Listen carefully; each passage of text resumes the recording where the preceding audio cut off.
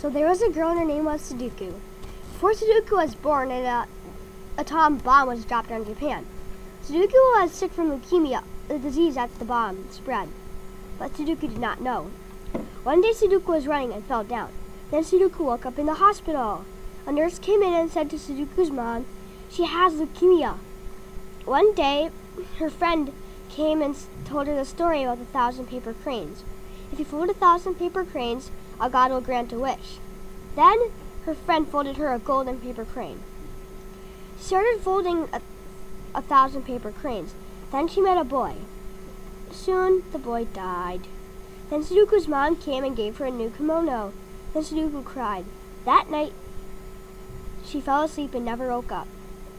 In the year of 1955, she died. Then they made a statue of her.